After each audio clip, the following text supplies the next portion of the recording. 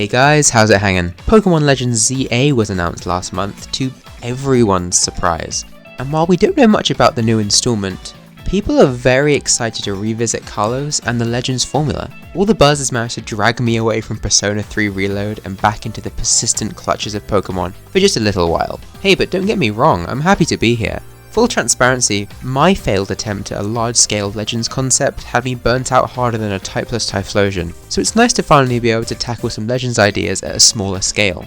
I'll be doing some starter concepts today, but what starters are we going to be looking at?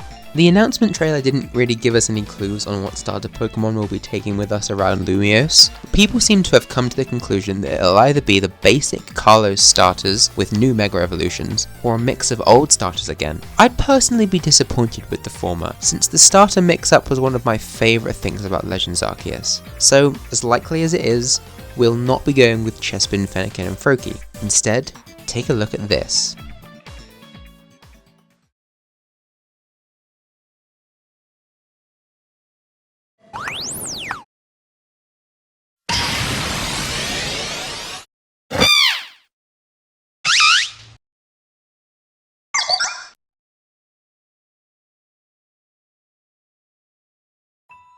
Yes, my starter predictions are Snivy, Scorbunny and Piplup, which also happen to be the fandom's frontrunners. Look, you might accuse me of following the herd, but I'm a trendsetter, okay? I drew this on the day of the announcement. I have this fanbase under my boot, don't you forget it. These guys have been picked because they are based on icons from France, the origin of Kalos, like the Fleur-de-Lis on Serperior, or Emperor Napoleon for Empoleon. Wow, that's actually a really uncreative name now I think about it. Cinderace isn't quite so perfect, but it's kind of the best fit. Well, except for Torchic, since roosters are the national animal of France, but it already has a Mega Evolution, and there would be 2 bird starters, so... Football is sort of French, right? Now, I could make Mega Evolutions for these guys, as that's a super likely option, but my hopes for Legends ZA lie with some more regional forms. It was so much fun in Arceus, and I hope this game follows suit. While we don't know much about the game, one thing people are picking up from the trailer is its connection to alchemy. The diagram for Lumiose resembles a transmutation circle, and the logo gives me the vibes of alchemical symbols. Alchemy is a huge through line through many of the legendaries throughout the generations, and has connections to France thanks to extremely famous alchemist Nicolas Flamel. So let's roll with that. Alchemists are most famous for pursuing immortality, and do it in 3 ways.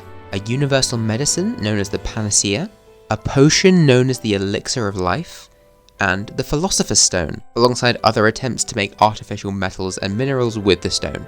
These alchemical concepts will shape the basis for these 3 forms. Let's go!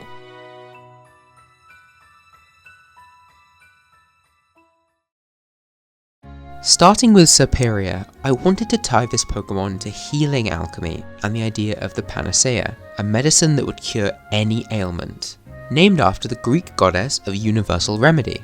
Sought after by many alchemists, it felt right to include as part of the theme, and actually fits Serperior more than you know. The goddess Panacea's father was Asclepius, who was the god of medicine just in general. His symbol is found all over the world where healthcare is offered, including France, and depicts a rod with a snake curled around it. My concept for Kalosian Serperior is to mimic that symbol by creating an orb on the end of its tail that it will wrap around. I also wanted to add some other medicinal imagery to the design as well, such as some nurse features. When specifically researching French nurses, I came across this style of cap that only they seem to wear. Attempting to include this, I quickly found that the shape wove quite nicely with the hood of a cobra, which I think ties the snake design together excellently. I struggled a bit with colour, before realising the design needed an extra pass, just to get those proportions quite right. Eventually I landed on Kalosian Serperior, the Regal Pokemon, a grass and fairy type. This Pokemon channels its overpowering strength in a different way to the sanctimonious Unovan Serperior. Using its position of power, it is protective and nurturing to all, offering a healing aura to any weak Pokemon in need of refuge. It cherishes the orb on its tail, as its power is said to stem from it. It has a shy temperament and is said to be able to cure any poison.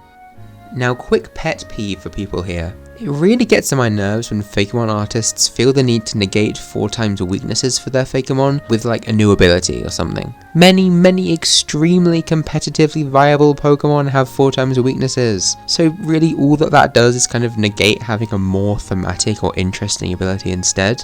However, it did kind of throw me through a loop when I realized that my snake Pokemon that was made for healing illnesses ended up being 4 times weak to poison. Luckily, I think I found a very fun solution. The new ability, Panacea Point, allows Serperior to fully heal itself and its teammate when surviving a poison type attack. I think it could make for a really fun like self-damaging strategy or something. Initially, I wasn't too crazy about this design, but I ended up doing a few minor changes in the final stages of rendering that filled out some of the empty space, and now I'm extremely happy with it. The hood looks very sleek and cool, despite being such a feminine Pokemon, so let me know if you'd pick Snivy in Legends ZA.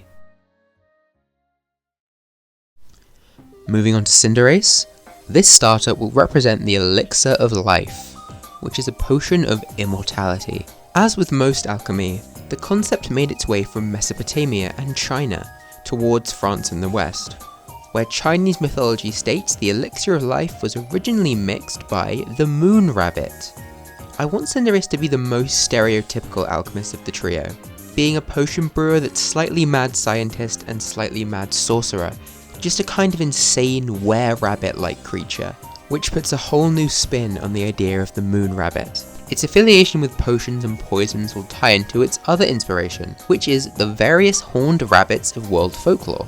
You'll know the jackalope from the US, and maybe even the Wolpertinger from Germany, but you might not know about the Lepus cornutus, which is the French variant of the cryptid. These mythological creatures actually stem from the Shope papilloma virus, which is probably too horrific to show on screen, but is basically a cancerous infection that makes keratin growths all over the infected rabbit. It's sad, but it does tie in well with the poisonous, corrupted scientist rabbit vibe we're working with here. I was originally going to make the horns more literal, but ended up working them more subtly into the poisoned fire on its head, only flaring up during a move animation. I did also want to tie this concept back to Cinderace's original sports theme. The French do like football, but I ended up going with handball for this form, since I thought it would tie in with the way I imagine it throwing the potion vial-like fireballs. There's a few nods to that in its patterning, reflecting a handball uniform more, but overall it's a little shaky on that front. Maybe it could be tennis too, using its tail fire as a racket to serve the fireball, or maybe it just drop kicks it, who knows. Anyway, I'd like you to meet Colossian Cinderace, the striker Pokemon, a fire and poison type. Upon evolution, Cinderace in the Kalos region begin to produce strange toxins that alter their mental state. Unpredictable and wild, these Pokemon are dangerous and competitive opponents on the battlefield, serving balls of ignited toxin that leave burns of both fire and acid. They're prideful of their concoctions, testing them out in the dead of the night. If you encounter a pair of infernal horns in the dark, make sure you flee before you wind up as its next test subject. Since I gave Serperior one, Cinderace will get a new ability too. It's called Elixir Fusillade, and will boost one random stat after Cinderace uses a poison type move. The idea behind this is that Cinderace is testing out its potion making, and is seeing all the random side effects from the concoctions that it throws. Poison isn't typically the best type anyway, so this should give some incentive to use that new secondary type for some coverage. This is by far my favourite of the 3 starters. It has such a great sort of crazy vibe that just isn't something you often see in Pokemon, while still fitting and feeling like a starter. It was honestly kind of a self-indulgent design, and has a lot of design conventions that I'm a sucker for. Special thanks to Sir Miko the Silly on Tumblr, who I actually came up with this design with a couple of years ago, and I ended up using a lot of the concepts from that little brainstorm session for this Cinderace form, so yeah, big shout out. Let me know if you're picking School Bunny in Legends ZA. Last up, Empoleon. As I mentioned, the Napoleon inspiration is so heavily ingrained in this Pokemon's DNA that it really doesn't take much of an effort to tie it into France at all. Instead, I decided to pursue the general Emperor archetype, going for the idea of a ruined king or fallen emperor who has lost it all. This means that Colossian Empoleon reflects Napoleon after the Battle of Waterloo, when he was exiled and had lost his empire. Napoleon was actually exiled to St. Helena, part of a group of islands far off the coast of Africa, which are the breeding ground for 99% of the world's population of northern rockhopper penguins. This species is extremely striking with their big yellow eyebrows, and this feature gave me a great shoe-in for the final alchemical concept of the trio, gold. The creation of gold from other metals is the most famous goal of alchemists, so taking Empoleon's gallant head trident and turning it into rough shards of gold-infused rock both creates the impression of the rockhopper's silhouette and continues the shape language of the original form in a brand new way.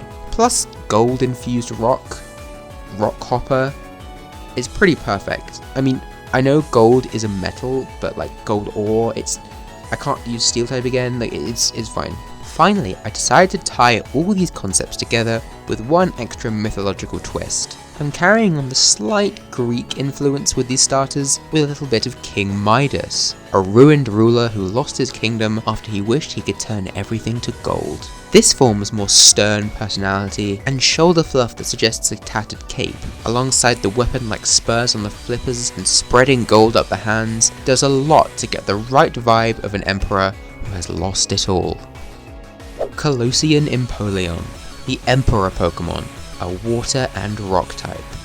Empoleon in the Kalos region can often be quite distant and reserved, making it difficult for trainers to connect with them. Many humans attempt to hunt them in the wild, hoping to make a quick buck off their gold-encrusted shoulder armor. But this seems to awaken a commander's vigor within Empoleon. When provoked, this Pokemon's gallant and stoic battle strategies rise to the surface, which trainers say is rewarding to see from their partners. For Empoleon's hidden ability, I wanted to reflect the fable of King Midas directly. The ability Tarnished Noble doubles the chance for all flinching moves to take effect, effectively emulating freezing and turning to gold for just one turn.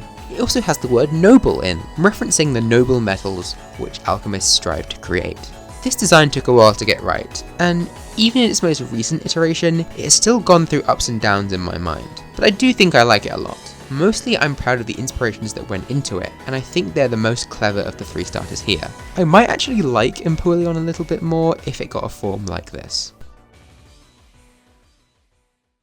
So, there we have it. My predictions for the Pokémon Legends ZA starters. What do you think? Which one would you pick? Who do you think the trio will even be in this new game? Special thanks to Lucas Gates for being one of my patrons. If you'd like to see my work in progress art and support the channel, then this is the best way. But you can also follow me on Twitter and Instagram too. Speaking of Legends games, by the way, I'm gonna just say here that I did end up burning out heavily on Legends Tower in Part 2. I've tried a few times to finish it, but I just end up losing steam. I'm so sorry to anyone who's going to be involved or donated their voice. I appreciate your time a lot and hope no one else is too disappointed. However, if you'd like to see the full decks for that project, it's up on my Instagram and Twitter for all to see. Anyways, do the whole like and subscribe thing, and I'll see you next time. Ciao for now, everyone.